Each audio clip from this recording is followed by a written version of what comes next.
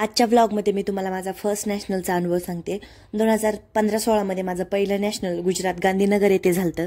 नॅशनलला जायच्या आधी स्टेट होतं। स्टेट खेळायला पुण्यामध्ये लोणीकण येथे यायचं होतं आणि आधी लहानपणी माझे पप्पा माझ्यासोबतच असायचे कुस्त्यांना स्पर्धेला। मला एसटीने प्रवास जमत नव्हता, त्यामुळे आमची बुलेट होती तर ती घेऊन आम्हाला स्पर्धेला यायचं होतं।